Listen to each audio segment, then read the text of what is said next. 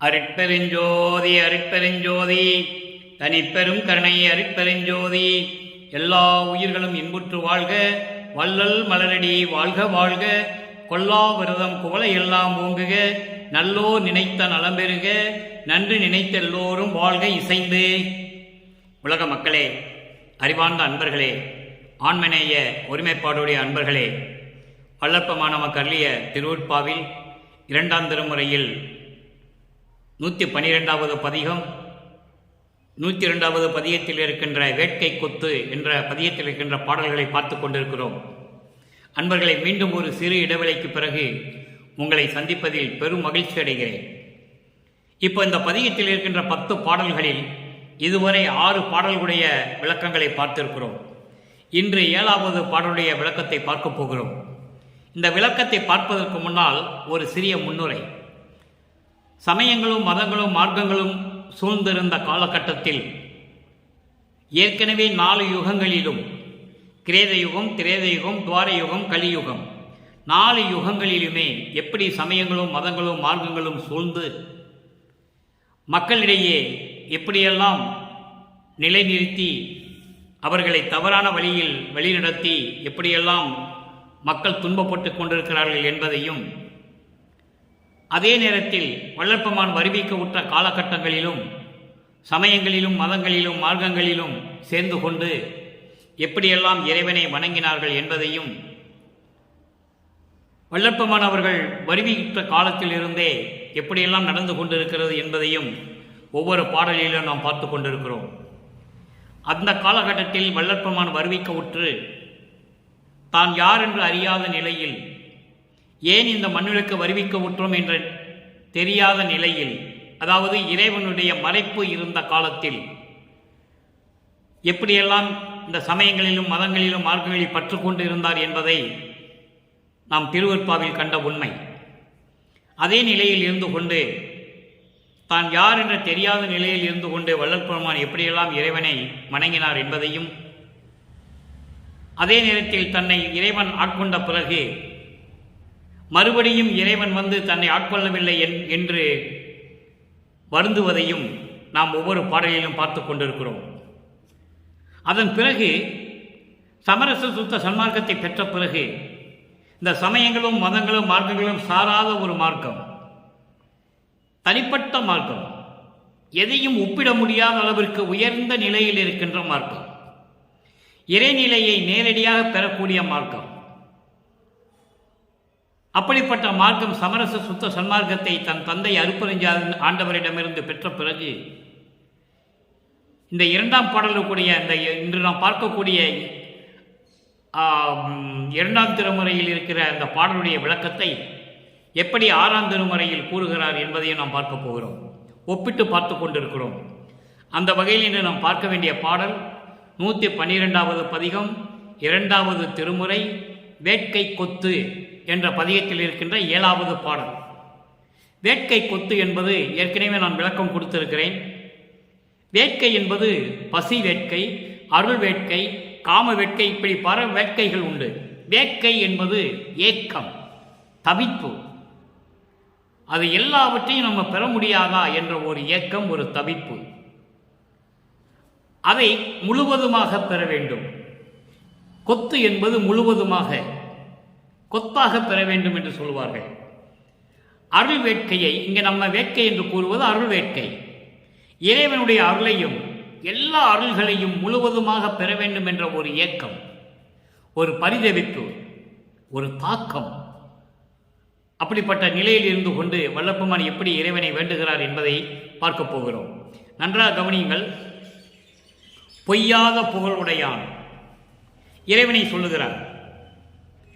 சமயங்களும் மதங்களும் மார்க்கங்களும் சூழ்ந்திருந்த காலகட்டத்தில் எப்படி இறைவனை வேண்டுகிறார், அதே முறையீட்டை சமரச சுத்த சன்மார்க்கத்தை பெற்ற பிறகு எப்படி இறைவனிடம் வேண்டுகிறார், எப்படி இறைவனிடம் இருந்து அருளை பெற்றுக் கொண்டார்.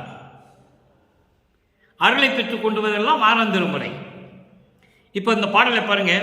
பொய்யாத புகழுடையான் பொதுவில் நடம்புரிவான், புண்ணியற்பால் நன்னிய நற்பூத நடராசன், நற்புனித நடராசன், கொய்யாத அரும்பு அணைய, கொய்யாத அரும்பு அணைய இளம் பருவந்தன்னிலே குறித்து மனம் புரிந்தனன். இங்கே மனம் புரிந்தனன் என்பது இந்த பாடலிலே தன்னை தலைவியாகவும் இறைவனை தலைவனாகவும் உள்ளத்தை தோழியாகவும் வர்ணனை செய்து இந்த பாடலை நமக்கு அருளியிருக்கிறார்கள். அதனால்தான் மனம் புரிந்தனன் என்று சொல்லுகிறார். தன்னை பெண்ணாக உருவகப்படுத்தி சொல்லியதால் மனம் புரிந்தனன் என்று சொல்லுகிறார். மனம் புரிந்தனன் என்பது ஆட்கொண்டான் என்பது பொருள். இறைவன் ஆட்கொண்டான் என்பது பொருள். குறித்து மனம் புரிந்தனன் நான் மரித்தும் வர காணேன், நான் மரித்தும் வர காணேன். அதாவது செய்யாத செய்கை ஒன்றும் செய்தறியே. நல்ல பாருங்க. அதாவது செப்பாத செய்கை ஒன்றும் செய்தறியேன் சிறிதும் திருவுளமே அறியும் மற்ற என்று ஒரு உள்ளத்தின் செயல்கள் நையாத என்றன் உயிர்நாதன் அருட்பெருமை நான் அறிந்தும் விடுவேனோ நவிலா என் தோழி. தோழியிடம் சொல்லுவது போல இந்த பாடலை நமக்கு அருளியிருக்கிறார்கள். உள்ளத்திடம் சொல்லுகிறார், உலக மக்களுக்கு தெரியப்படுத்துகிறார். உள்ளத்திடம் எப்படி வள்ளற்பெருமான் இறைவனுடைய நிலையை சொல்லுகிறார் என்பதை உலக மக்களுக்காக தெரியப்படுத்துகிறார். இப்போ இந்த பாடலுடைய பதவுரை பாருங்க. பொய்யாத புகழுடையான். பொய்யாத புகழுடையான் என்பது அழிவில்லாத புகழ் உடையவன், அழிவில்லாத புகழ் உடையவன், என்றும் நிலையாக புகழோடு இருந்து கொண்டிருக்கின்ற இறைவன். பொதுவில் நடம்புரிவான். இங்கே பொதுவில் என்பது அம்பலம். அம்பலத்திலே நடம்புரிந்து கொண்டிருக்கிறான். புண்ணியர் பால். புண்ணியர் பால் என்பது கொலையும் புலையும் தவிர்த்த சிவநெறியில் இருந்து கொண்டிருக்கின்ற அடியார்கள். இங்கே அடியார்கள் புண்ணியர்கள் என்பது ஆறாம் திருமுறைக்கு வரும்போது புண்ணியர்கள் என்பது சமரச சுத்த சன்மார்க்கத்தை சேர்ந்த சாதுக்கள்.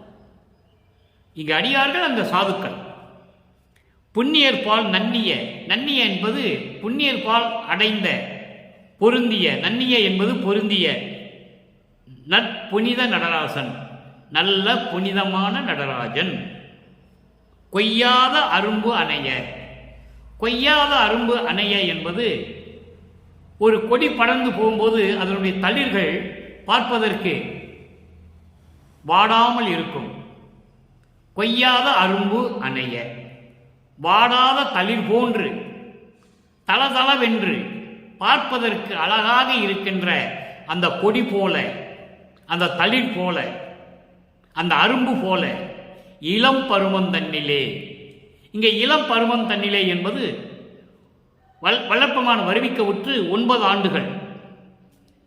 ஏனென்றால் இறைவன் கருவிலே போய் தன் மகனை பார்த்த இறைவன் ஒரு தாயின் வயிற்றிலே கருவிலே குழந்தையாக இருக்கும்போது, பிண்ட வடிவத்திலே இருக்கும்போது, அங்கே போய் குழந்தையோடு கொஞ்சி குலாவிய தன் தந்தை அருட்பெருஞ்சோதி ஆண்டவர், அதன் பிறகு 6 மாத காலத்திலே தில்லையிலே திரை தூக்க தரிசித்த போது காட்சி கொடுத்த தந்தை அதன் பிறகு மகனை பார்க்க வரவில்லை. மகன் அழைகிறான், நமது குழந்தை இறைவன் அழைகிறார். அதன் பிறகு 9வது ஆண்டில் ஆண்டு 6 3 ஆண்டில் ஆட்கொண்ட அருள்கடலே என்று சொல்லுவார். 6 + 3 9. 9வது வயதிலே ஆட்கொள்ளுகிறார். அதை தான் இங்கே சொல்லுகிறார். கொய்யாத அரும்பு அணைய இளம் பருவம் தன்னிலே. அந்த தளிர் போன்று இருக்கின்ற ஒரு கொடியில் வாடாத தளிர் எப்படி இருக்குமோ அது போன்று அந்த இளம் பருவத்திலே என்னை நினைத்து மனம் புரிந்தனன். என்னை தேடி வந்து வலிய வந்து ஆட்கொண்டான். அதோடு நின்று போச்சு, ஆட்கொண்டான். அடுத்து பாருங்க, சொல்ற பாருங்க, நான் மரித்தும் வர காணேன். மீண்டும் இறைவன் வரவில்லை. நான் தேடுகிறேன், அலைகிறேன், நான் மீண்டும் இறைவனை பார்க்கவில்லை. தெளிவாக சொல்லுகிறார். அப்ப மீண்டும் எப்படி வந்தார், எங்க வந்தார், எந்த பருவத்திலே வந்தார் என்பது விடை இருக்கிறது. அதன் பிறகு 12 ஆண்டுகள் கழித்து வல்லப்பமானை கூறும்போது வயதை குறிப்பிடக்கூடாது. இந்த மண்ணுலைக்கு வருவிக்க உற்று 12 ஆண்டுகள் கழித்து மீண்டும் வந்து ஆட்கொள்ளுகிறார். அதைதான் சொல்லுகிறார், இன்னும் வரவில்லை என்று சொல்லுகிறார். அவர் எப்போது வந்து அருளை கொடுத்தார் என்பது அதன் பிறகு விளக்கம். சமரச சுத்த சன்மார்க்கத்தை பெற்ற பிறகு அதுக்கடுத்து பாருங்க, நான் மறித்தும் வரக்கானேன். அதுக்கடுத்து செப்பாத செய்கை ஒன்றும் செய்தறியே. செப்பாத செய்கை ஒன்றும் செய்யறிதேன். அதாவது செய்யத்தகாத எந்த செயலையும் நான் செய்யவில்லை, எந்த செயலையும் நான் செய்யவில்லை, சிறிதளவு கூட செய்யவில்லை. திருவுளமே அறியும். இறைவனே, இது உன்னுடைய திருவுள்ளமே அறியும். மற்ற என்று ஒரு உள்ளத்தின் செயல்கள், மற்ற என்று உள்ளத்தின் செயல்கள் என்பது இதை தவிர எனது உள்ளத்தில் எந்த செயல்களும் சரியாகவே இருந்தது. நான் சரியாகவே செய்து கொண்டிருந்தேன். இது உன் திருவுள்ளத்துக்கு அறியும். என் உள்ளத்தில் எப்படி இருக்கிறது என்பது உன் திருவுள்ளத்துக்கு அறியும். நையாத எந்தன் உயிர் நாதன் அருள் பெருமை. நையாத என்றும் அழியாத என் உயிர் நாதனுடைய அருள் பெருமையை நான் அறிந்து கொண்டேன் என ஆட்கொண்டார் இல்லையா? ஆட்கொண்டு விட்டு மறைப்பை நீக்கிவிட்டு சென்று விட்டார். அப்போ நமது குழந்தை இறைவன் 9வது ஆண்டிலே தான் யார் என்ற நிலையை உணர்ந்து கொள்ளுகிறார் வல்லப்பமானவர்கள். இப்படி இறைவனுடைய அருள் பெருமையை அறிந்தும் நான் அவனை விடுவேனா? நபிலா என் தோழி, நீ சொல்லு என் தோழி என்று உள்ளத்திடம் சொல்லுகிறார். இப்ப இந்த பாடுடைய பொருளை கோர்வையாக சொல்லுகிறேன், நன்றாக கவனியுங்கள்.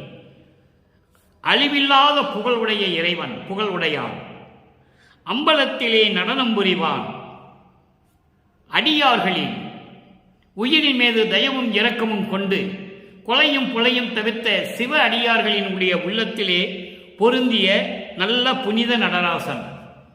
இங்கே சமயங்களும் மதங்களும் மார்க்கங்களும் சூழ்ந்திருந்த காலகட்டங்களில் சிவ அடியார்கள் என்று சொல்லுவார். நல்லா கவனிக்கணும் நீங்க. அப்போ எந்த மார்க்கத்தையும் எந்த மதத்தையும் எந்த சமயத்தையும் சாராத தனி மார்க்கமான சமரச சுத்த சன்மார்க்கத்தை பெற்ற பிறகு அங்கே புண்ணியர்கள் வேறு, அங்க சாதுக்கள். இப்போ அப்படிப்பட்ட நல்ல புனித நடராசன் வாடாத இளம் தளிர் போன்று இளம் பருவத்திலே இருந்த என்னை வலியே விரும்பி வந்து ஆட்கொண்டான், மனம் புரிந்தான் என்று சொல்லுவார். தன்னை பெண்ணாக உருவப்படுத்தி சொல்லியதெல்லாம் மனம் புரிந்தான் என்று சொல்லுகிறார். அப்படி வந்து என்னை ஆட்கொண்டார். மீண்டும் அவன் வருவதை நான் பார்க்கவில்லை, மீண்டும் வரவில்லை என்று சொல்லுகிறார். அதை வரக்கானேன் என்று சொல்லுவார். மீண்டும் வரவில்லை. செய்யத்தகாத எந்த ஒரு செயலையும் நான் செய்யவில்லை. என் உள்ளம் அறிந்து என் மனம் அறிந்து நான் எந்த தவறும் செய்யவில்லை. இதை உன்னுடைய திருவுள்ளமே அறியும். இதை தவிர என் உள்ளத்தில் எல்லா செயல்களும் சரியாகவே நடந்து கொண்டிருக்கின்றன. என்றும் அழியாத என்னுடைய உயிர் நாதனுடைய அருள் பெருமையை நான் அறிந்து கொண்டேன். அப்படி அறிந்திருந்தும் அவனை நான் விடுவேனா? பார்க்கிறாயா தோழி, நீ சொல் தோழி என்று சொல்லி இந்த பாடலை நமக்கு அருளியிருக்கிறார்கள் நமது இறைவன் வல்லப்பமானவர்கள். இதே செயலை விளக்கம் 6ஆம் திருமுறை. இங்கே நான் மறுபடியும் பார்க்க முடியவில்லை என்று சொல்லுகிறார், நான் பார்க்கவில்லை என்று சொல்லுகிறார். இளம்பருவத்திலே ஆட்கொண்டு சென்று விட்டான், மறைப்பை நீக்கிவிட்டு சென்று விட்டார் இறைவன். மீண்டும் வந்து எப்படி ஆட்கொள்ளுகிறார்? இதே தோழியிடம் எப்படி தலைவி சொல்லுகிறாள் இறைவனை பற்றி. அதன் பிறகு இதே தோழி தலைவியை பற்றி இறைவனிடம் எப்படி கூறுகிறார்? தலைவியை பற்றி தலைவனிடம் எப்படி தோழி கூறுகிறாள்? அதன் பிறகு தலைவன் எல்லாவற்றையும் பெற்றுக்கொண்ட பிறகு உலக மக்களுக்கு எப்படி தலைவி சொல்லுகிறாள்? அற்புதமாக இருக்கும் மக்களே. அருட்பா அமுத கடல், எல்லா உலக பிரபஞ்சத்தினையே உண்மையை சொல்லக்கூடிய அருமையான அமுதமான அற்புதமான நூல் திருவருட்பா. 6 திருமறைகள். இப்போ 6ஆம் திருமுறையிலிருந்து தொடங்குகிறோம். நல்லா கவனிங்க. இங்கே 2ஆம் திருமுறையிலே 102வது பதிகத்திலே வேட்கை கொத்து என்ற பாடலுடைய 7வது பாடலுடைய விளக்கம் 6ஆம் திருமுறையிலே எந்தெந்த பதிகத்திலே 7வது பாடலில் இருக்கிறது. இப்ப பாருங்க, 6ஆம் திருமுறை 74வது பதிகம் தலைவி தோழிக்கு உரைத்தல். அங்கே தலைவி எப்படி தோழியிடம் சொன்னாள், இளம் பருவத்திலே என்னை ஆட்கொண்டு சென்று விட்டான், அதன் பிறகு வரவில்லை, நான் எந்த தவறும் செய்யவில்லை, என் உள்ளம் அறிந்து எந்த தவறும் செய்யவில்லை, இது இறைவனுக்கு திருவுள்ளத்துக்கே தெரியும், இறைவனுடைய நிலையை அருள் பெருமையை நான் புரிந்து கொண்டேன், தெரிந்து கொண்டேன், நான் விடுவேனா என்று தோழியிடம் கூறுகிறார், உள்ளத்திடம் சொல்லுகிறார். இப்ப பாருங்க தலைவி தோழியிடம் எப்படி சொல்லுகிறார் என்று. 7வது பாடல். நாதாந்த நிலையோடு, அங்கே இறைவனை பார்க்கவில்லை என்று சொல்லுவார், ஆட்கொண்டான் சென்று விட்டான். இங்கே இறைவனை எப்படி பார்க்கிறார் என்பதை தோழியிடம் சொல்கிறார் பாருங்க. நாதாந்த நிலையோடு போதாந்த நிலைக்கு நடுவாம், நாதாந்த நிலையோடு போதாந்த நிலைக்கு நடுவாம் பொது நடம் நாம் காணல் வேண்டும். தோழியிடம் சொல்லுகிறார், உள்ளத்திடம். பொது நடம் நான் காணல் வேண்டும். சூதாம் தற்போதத்தை சுடுவாயோ தோழி, சூதாம் தற்போதத்தை சுடுவாயோ தோழி, துட்ட நெறியில் கெடுவாயோ தோழி. சமயங்களும் மதங்களும் மார்க்கங்களும் சார்ந்த நிலையில், தான் யார் என்று அறியாத நிலையில், இறைவன் ஆட்கொள்ளாத நிலையில் எப்படி இறைவனிடம் சொன்னார்? இறைவன் ஆட்கொண்ட பிறகு தோழியிடம் எப்படி சொல்லுகிறார்? நான் அவனுடைய அருள் பெருமையை நான் தெரிந்து கொண்டும் நான் அவனை விடுவேனா என்று சொல்லுகிறார்.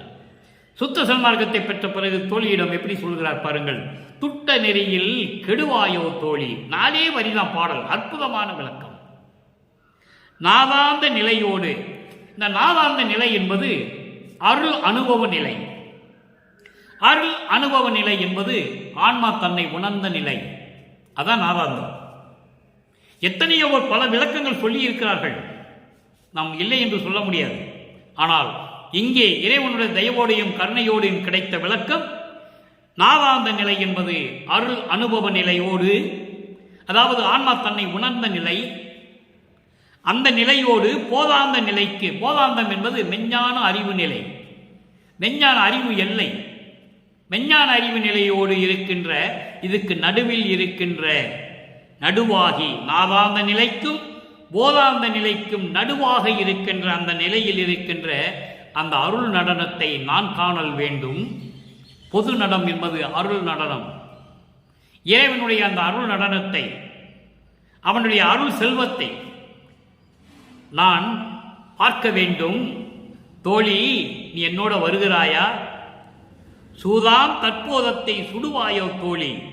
இந்த ஆணவத்தை விட்டுவிட்டு, சூழ்ச்சியை விட்டுவிட்டு, தற்போதம் என்பது ஒரு முனைப்பு, முனைப்பு என்பது ஆணவம், செருக்கு, தான் என்ற அகங்காரம், தான் உயர்ந்த நிலையில் இருக்கின்ற ஒரு முனைப்பு, நினைப்பு. அப்படிப்பட்ட சூழ்ச்சியான அந்த ஆணவத்தை ஒழித்துவிட்டு என்னோடு வருவாயா தோழி. எவ்வளவு அழகா சொல்றார் பாருங்க, உள்ளத்தை சொல்லுகிறார். அப்ப இறைவனை பார்க்கும்போது ஆணவம் செருக்கும் எதுவும் இருக்கக்கூடாது, தயவும் கருணையும் இருக்க வேண்டும். இறைவனை எப்படி வழிபட வேண்டும் என்ற முறையோடு நெறியோடு இருக்க வேண்டும். சூதாம் தற்போதத்தை சுடுவாயோ தோழி. அப்படிப்பட்ட செருக்கான அந்த ஆணவத்தை விட்டுவிட்டு என்னோடு வருவாயா தோழி. இல்லை என்றால், சூதாம் தற்போதம் என்பது என்ன? சுத்த சன்மார்க்கத்தை, சமரச சுத்த சன்மார்க்க நெறியோடு இவரெல்லாம் விட்டுவிட்டு, ஆணவத்தை அழித்துவிட்டு என்னோடு வருவாயா தோழி என்பது சுத்த சன்மார்க்க நெறியில் என்னோடு வருவாயா தோழி. அதற்கு பின்னால் ஒரு வரி சொல்றார் பாருங்க, துட்ட நெறியில் கெடுவாயோ தோழி. அப்ப என்ன அர்த்தம்? சுத்த சன்மார்க்கத்தை நெறியோடு இந்த சூழ்ச்சியான இந்த இந்த ஆணவத்தை எல்லாம் அழித்து விட்டு என்னோடு சுத்த சன்மார்க்க நெறியோடு நீ வர வேண்டும். எவ்வளவு அற்புதமா சொல்றார் பாருங்க. அதுக்கப்புறம் துட்ட நெறியில் கெடுவாயோ தோழி. துட்ட நெறி என்பது இந்த சமயங்களையும் மதங்களையும் மார்க்கங்களையும் சார்ந்த நெறிகள், பயன்படாத நெறிகள், வீணா போன நெறிகள், துன்பங்களையும் துயரங்களையும் தரக்கூடிய இந்த நெறிகளிலே சிக்கிக்கொண்டு கெடுவாயோ தோழி. துன்பப்பட போகிறாயா? இவற்றையெல்லாம் நீக்கிவிட்டு சமரச சுத்த சன்மார்க்க நெறியில் இருந்து கொண்டு என்னோடு வருவாயா தோழி? இந்த ஆணவத்தை எல்லாம் அழித்து விட்டு என்னோடு வருவாயா தோழி? சமயங்களையும் மதங்களையும் மார்க்கங்களையும் சேர்ந்த இந்த துட்ட நெறிகளை விட்டுவிட்டு என்னோடு வருவாயா தோழி என்று தோழியிடம் சொல்லுகிறார். அடுத்த பதியம் பாருங்க, 76. பாங்கி தலைவி பெற்றி. தலைவி பெற்றி தலைவியிடம் சொல்லுவது.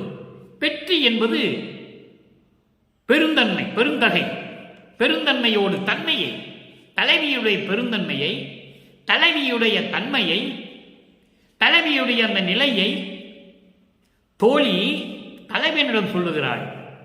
எவ்வளவு அற்புதம் பாருங்க. 2ஆம் திருமுறை இருக்கிற பாடலுக்கு விளக்கம் எங்க இருக்கு பாருங்க. அங்கே இறைவன் ஆட்கொண்டு சென்று விட்டான், அதுக்கு பிறகு நான் பார்க்கலன்னு சொல்றேன். அதுக்கு விளக்கம் 6ஆம் திருமுறையில் இருக்கிறது. அப்போ சமரச சுத்த சன்மார்க்கத்தை பெற்றால்தான் இறைவனுடைய அருளை பெற முடியும் என்பதை உலகுக்கு தெரியப்படுத்துகிறார் நமது இறைவன் வல்லற்பமானவர்கள். சாதாரண பாடல் அல்ல, நீங்கள் புரிந்து கொள்ள வேண்டும் நண்பர்களே. இங்க பாருங்க, பாங்கி தலைவி பெற்றி. தலைவி பெற்றி என்பது தலைவனுடைய தன்மையை பற்றி தோழி இறைவனிடம் சொல்லுகிறாள், தலைவனிடம் சொல்லுகிறாள். 7வது பாடல் எப்படி இருக்கு பாருங்க. கரவு அறியா அம்பலத்து என் கணவரை கண்டலது தன்னை தலைவியாகவும் இறைவனை தலைவனாகவும் உருவகப்படுத்தியதால், வர்ணனை செய்து இந்த பாடலை அருளியதால் தன்னை மனைவியாகவும் இறைவனை கணவனாகவும் அதாவது வர்ணனை செய்து எப்படி சொல்லுகிறார் என்பதை நீங்கள் பார்க்க வேண்டும். தோழி சொல்லுகிறார் இறைவனிடம், கரவறியா அம்பலத்து என் கணவரை கண்டலது கண் துயிலேன் உண்டி கொலேன் கழித்து அமரேன் என்பார். இறைவனிட்ட போய் சொல்றார் தோழி. உள்ளம் சொல்லுகிறது இறைவனிடம், நீ வாட்டுக்கு வந்த, என் தலைவியை ஆட்கொண்டு சென்று விட்டாய், மீண்டும் வரவில்லை, அவர் வருந்துகிறாள். என்னுடைய தலைவி எப்படிப்பட்டவள் தெரியுமா?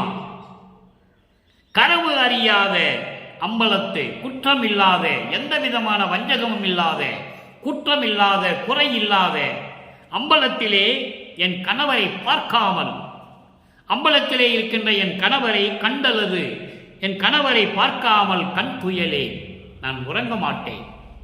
உண்டி கொலை, உண்டி கொலை என்பது நான் எதையும் அருந்த மாட்டேன், உண்ண மாட்டேன், உண்ண மாட்டேன், உறங்க மாட்டேன். எவ்வளவு அற்புதமா சொல்றார் பாருங்க. இப்படியெல்லாம் என் தலைவி சொல்லுகிறாள், நீ மௌனமாக இருந்து கொண்டிருக்கிறாயே என்று சொல்லி தோழி இறைவனிடம் கேட்கிறார். தலைவியுடைய தன்மையை பற்றி சொல்லுகிறாள். என் கணவரை கண்டலது கண் துயிலேன் உண்டி கொலேன் கழித்து அமரேன் என்றால் நான் சந்தோஷமாகவே இல்லை. என் கணவரை பார்க்காமல் நான் உறங்க மாட்டேன், எந்த உணவையும் எதையும் எடுக்க மாட்டேன், நீர் அருந்த மாட்டேன், உணவு எடுத்துக்கொள்ள மாட்டேன், உறங்க மாட்டேன், நான் சந்தோஷமாகவே இருக்க முடியவில்லை என்று என் தலைவி சொல்லுகிறாள் என்று சொல்லி இறைவனிடம் சொல்லுகிறாள் தோழி. இரவு அறியால் பகல் அறியாள், எதிர் வருகின்றவரை இன்னவர் என்று அறியாள். அவளுக்கு இரவென்று தெரியவில்லை, பகல் என்றும் தெரியவில்லை, எதிரே வருகின்றவர்கள் யார் என்று கூட அவளுக்கு புரிந்து கொள்ள முடியவில்லை. அப்படி என்றால் என்ன அர்த்தம்? தன் நிலையில் அவள் இல்லை, தன்னை மறந்து விட்டாள். தன்னை மறந்து விட்டால் தன் நிலையில் என் தலைவி இல்லை.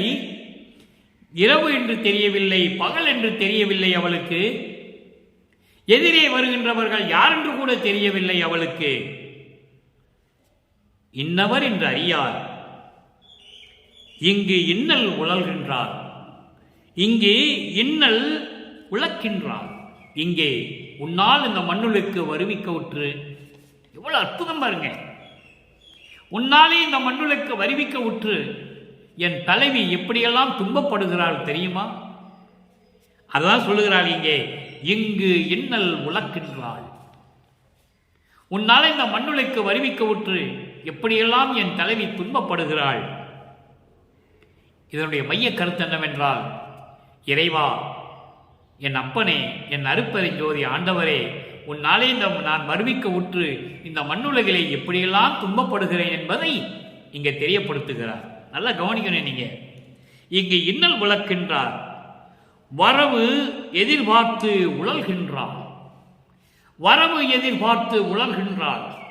உன்னுடைய வரவை எதிர்பார்த்து நீ எப்பொழுது வருகிறாய் என்று காத்து கொண்டிருக்கிறாள், துன்பப்பட்டு கொண்டிருக்கிறாள், வருந்திக் கொண்டிருக்கிறாள்.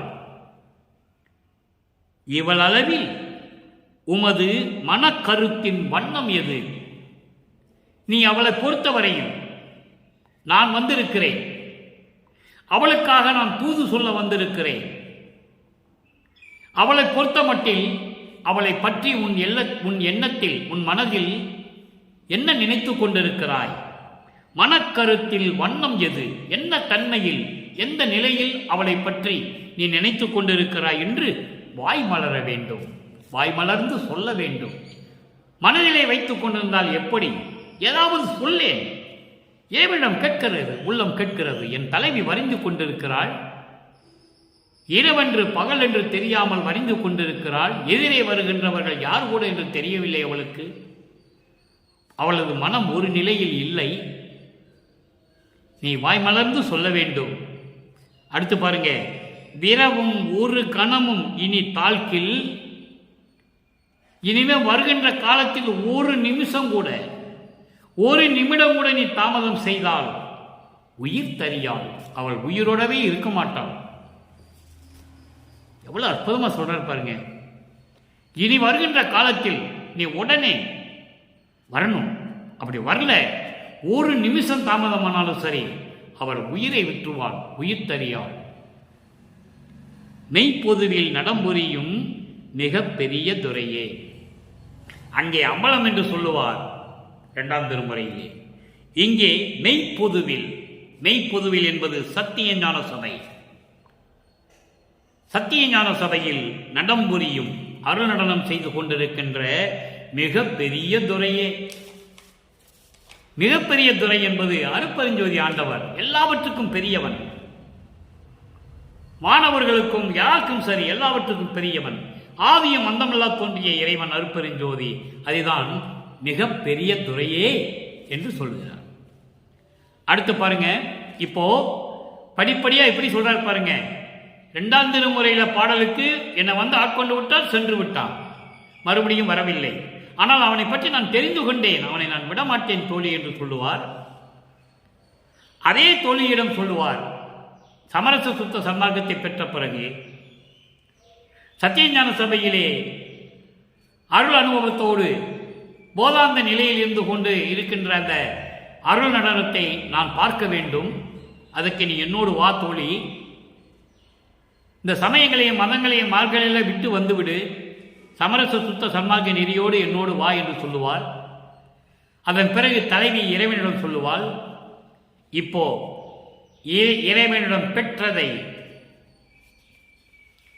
உலக மக்களுக்கு சொல்லுவது, அதான் தாய்க்கு உரைத்தல்.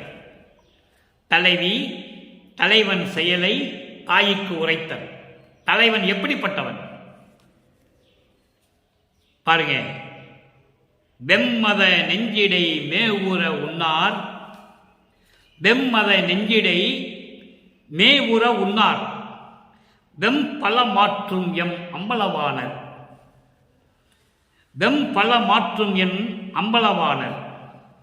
சம்மத மாமடவார்களும் நானும் தத்துவம் பேசிக்கொண்டு ஒத்து ஊறும்போது இம்மதம் பேசி இறங்காதே பெண்ணே, ஏக சிவ யோகத்தை எய்தினை நீதான் எம்மதம் என்கின்றார் என்னடி அம்மா. நல்ல கவனிங்க, அற்புதமான ஒரு இடது. ஏக சிவபோகத்தை எய்தினை நீதான் எம்மதம் என்கின்றார் என்னடி அம்மா, என் கைப்பிடிக்கிறார் என்னடி அம்மா. எல்லாவற்றையும் கொடுத்துவிட்டு என்னை கேலி செய்கிறார். நீ எந்த மதத்தை சேர்ந்தவள், எந்த சமய மார்க்கத்தை சேர்ந்தவள் என்று சொல்லி என்னை கேலி செய்கிறார் அம்மா. தாய்க்கு சொல்லுவது போல, ஒரு தாயிடம் சொல்லுவது போல சொல்லுகிறார், என் கைப்பிடிக்கிறார் என்னடி அம்மா. இப்ப பாருங்க, வெம்மத நெஞ்சிடை மேவுற உண்ணார். வீணான ஆணவம் கொண்ட, செருக்கு கொண்ட, இந்த சமயங்களையும் மதங்களையும் மார்க்கங்களையும் சேர்ந்த நெறிகளை கொண்ட உள்ளத்தில் கொண்டிருக்கின்றவர்களுடைய உள்ளத்தில் மேவுற உண்ணார், அடைய விரும்ப மாட்டார். நல்லா கவனிக்கணும் நண்பர்களே. வெம்மதம் என்பது ஆணவம்தான். அது உலகியல் விளக்கம். சமயங்களையும் மதங்களையும் மார்க்கங்களையும் சார்ந்த நெறிகளை மனத்தில் கொண்ட உள்ளத்தில் வைத்திருக்கின்றவர்களுடைய உள்ளத்திலே அவர் இருக்க மாட்டார். மேவுற உண்ணார், நினைக்க மாட்டார். அவன் உள்ளத்துல போய் இருக்கணும்னு கூட நினைக்க மாட்டார். அதோடு மட்டுமல்ல, வெம் பல மாற்றும் என் அம்பலவாணர், பல கொடிய துன்பங்களையும் துயரங்களையும் நீக்கக்கூடிய என் அம்பலவாணர். அப்படிப்பட்ட இறைவன் சமரச சுத்த சன்மார்க்கத்தை சேர்ந்த அன்பர்களின் உள்ளத்தில் அழியாது இருப்பார் என்று சொல்லுகிறார். சம்மத மடவர்களும் நானும் தத்துவம் பேசிக்கொண்டு ஒத்து உறும்போது, அதாவது அழகான பெண்களும் நானும் சேர்ந்து ஒத்த கருத்தோட தத்துவம் பேசிக்கொண்டிருந்த போது, தத்துவம் பேசிக்கொண்டிருந்த போது என்பது தேவையில்லாமல் எல்லாவற்றையும் பேசிக்கொண்டு, தத்துவம் பேசாதப்பா, உலகிலே சொல்லுவாங்க, என்னப்பா வீணாக பேசிக்கிட்டு தத்துவங்கள்லாம் பேசிக்கிட்டு திரிஞ்சு கொண்டு இருக்கிறேன் சொல்லுவார்கள் இல்லையா?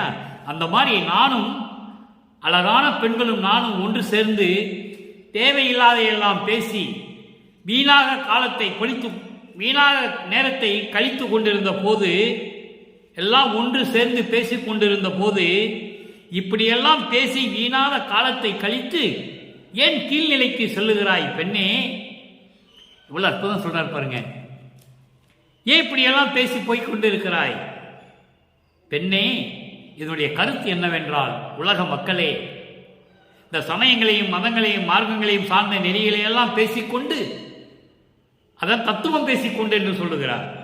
வீணாக காலத்தை கழித்து கொண்டு இருக்கின்ற உலக மக்களே, ஏன் கீழ்நிலைக்கு சென்று கொண்டிருக்கிறீர்கள்? அதை சொல்லுவதை இப்படி சொல்லுகிறார். அதாவது இம்மதம் பேசி இறங்காதே பெண்ணே, இப்படியெல்லாம் வீணாக பேசிக்கொண்டு ஏன் கீழ்நிலைக்கு சென்று கொண்டிருக்கிறாய் பெண்ணே? ஏக சிவ யோகத்தை எய்தினை, ஒப்பற்ற சிவயோகத்தை நீ அடைந்து விட்டாய். நல்லா கவனிக்கணும். அப்போ வளர்ப்பவன் எந்த நிலையில் அப்போ இருக்கிறார்?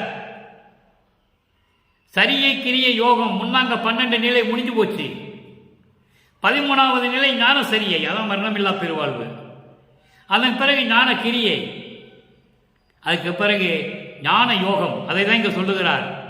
15வது நிலையில் இருக்கிறார். நல்லா கவனிக்கணும் நீங்க.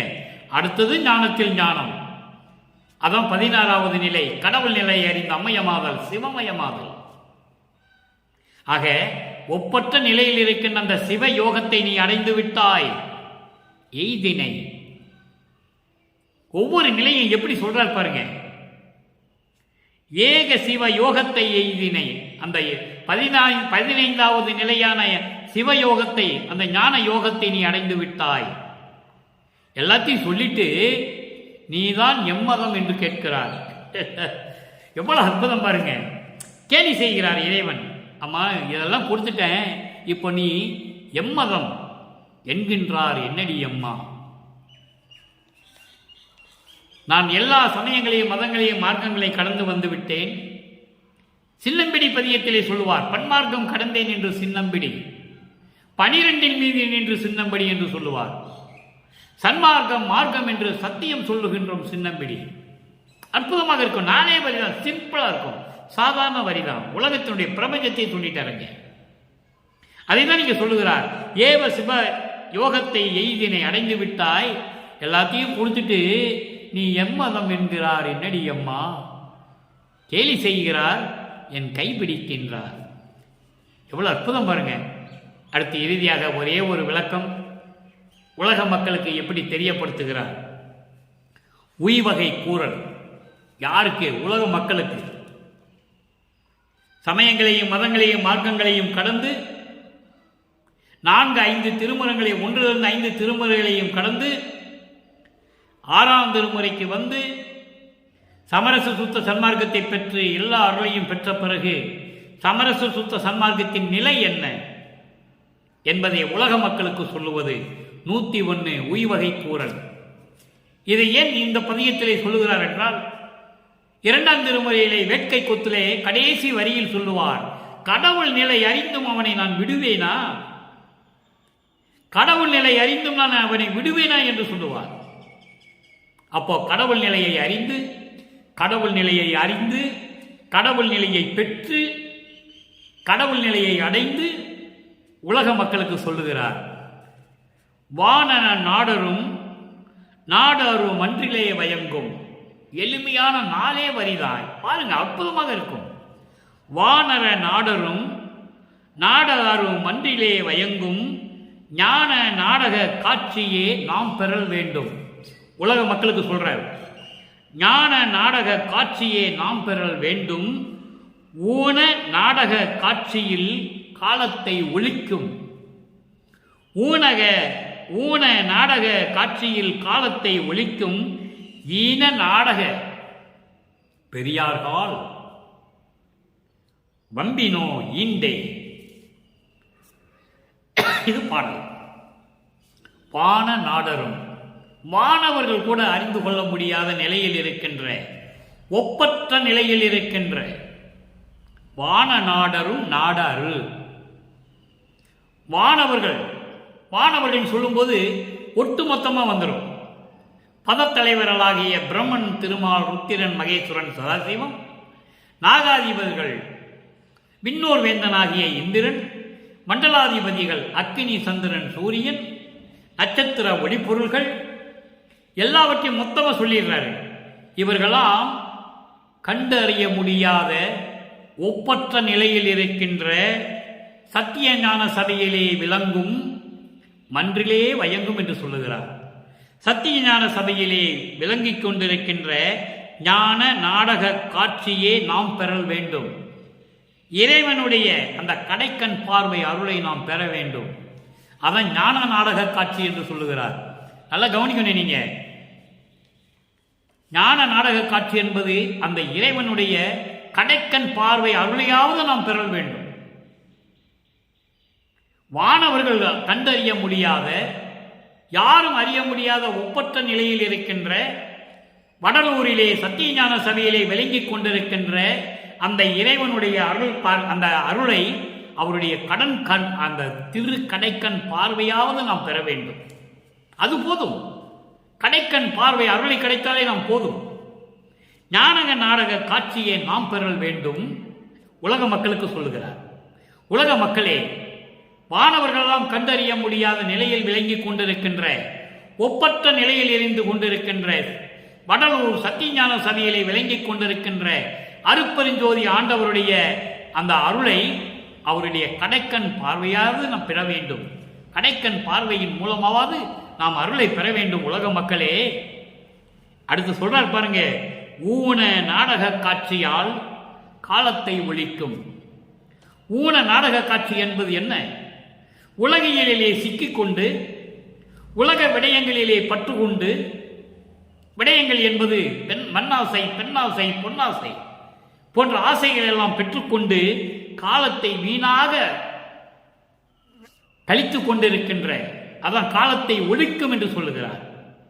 வீணாக காலத்தை கழித்துக் கொண்டிருக்கின்ற ஈன நாடக பெரியார்கள். ஈன நாடக பெரியார்கள் என்பது இழிந்த நிலையில் இருக்கின்ற, கீழ் நிலையில் இருக்கின்ற பெரியவர்களே. இழிந்த நிலையில் இருக்கின்ற பெரியவர்கள் யார்? சமயங்களையும் மதங்களையும் மார்க்கங்களினுடைய நெறிகளை பின்பற்றிக் கொண்டு கீழ் வீதியிலே சென்று கொண்டிருக்கின்ற பெரியவர்களே, மேல் வீதிக்கு வாருங்கள் என்று சொல்லுவார் இன்னொரு பாடலிலே. அதை தான் இங்கே சொல்லுகிறார். அப்படிப்பட்ட கீழ்நிலையில் துன்பப்பட்டு கொண்டிருக்கின்ற பெரியவர்களே, வாருங்கள். வம்பினோ என்றால் வாருங்கள், சத்தியஞான சபைக்கு வாருங்கள். இறைவனுடைய திருக்கண் கடைப்பார்வையில் கிடைக்கின்ற அருளையாவது நாம் பெற வேண்டும். எவ்வளவு அற்புதம் சொல்றார் பாருங்க. ஈண்டே, ஈண்டே என்பது இப்பொழுதே, ஈண்டே என்பது இப்பொழுதே, உடனடியாக, காலம் தாமதிக்க வேண்டாம். உலக மக்களே, கீழ்நிலையில் சமயங்களையும் மதங்களையும் மார்க்கங்களையும் சார்ந்து கொண்டு அந்த நெறிகளிலே சிக்கிக்கொண்டு துன்பங்களையும் துயரங்களையும் வைத்துக்கொண்டு ஏன் உழந்து கொண்டிருக்கிறீர்கள்? பெரியவர்களே, வாருங்கள், இப்பொழுதே சத்தியஞான சபைக்கு வாருங்கள். உலகியலிலே சிக்கிக்கொண்டு துன்பப்பட்டுக் கொண்டிருக்கின்ற, வீணாக காலத்தை கழித்துக் கொண்டிருக்கின்ற பெரியவர்களே, மக்களே, உலக மக்கள் என்று சொல்கிறார். பெரியவர்கள் என்றால் உலக மக்களே. உலக மக்களை விரைவில் வாருங்கள் சத்தியஞான சபைக்கு.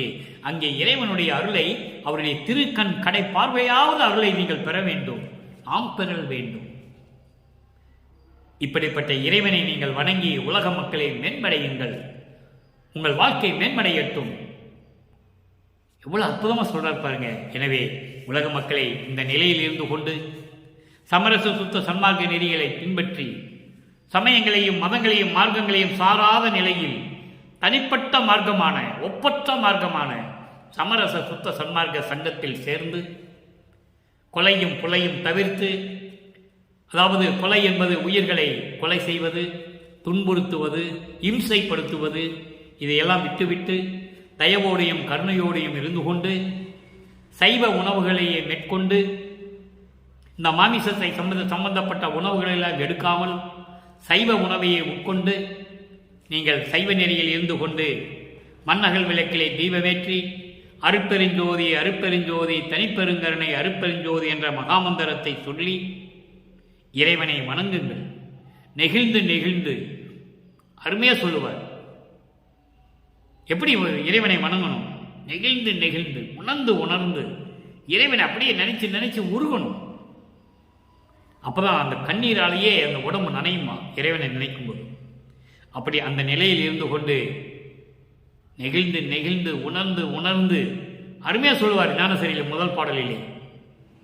அன்பு நிறைந்து நிறைந்து ஊற்றலும் கண்ணீர் அதனால் உடம்பு நனைந்து நனைந்து அப்படியெல்லாம் இறைவனை அருளம்பதை நன்னிதியை கூப்பிட்டு வணங்கி இறைவனுடைய அருளையும் அவருடைய அருள் செல்வங்களையும் பொருள் செல்வங்களை எல்லாம் பெற்றுக்கொண்டு நீங்கள் இந்த மண்ணிலே, இந்த மண் உலகிலே, இந்த வையகத்திலே வாழ்வாங்கு வாழ வேண்டும், நோயற்ற வாழ்வில் நீங்கள் வாழ வேண்டும் என்று இறைவனுடைய தயவோடையும் கருணையோடையும் வாழ்த்தி இந்த வள்ளலார் ஊழியன் விடைபெறுகிறேன். மீண்டும் நாளை சந்திப்போம். நன்றி, வணக்கம். அருட்பெருஞ்சோதி அருட்பெருஞ்சோதி தனிப்பெரும் கருணை அருட்பெருஞ்சோதி.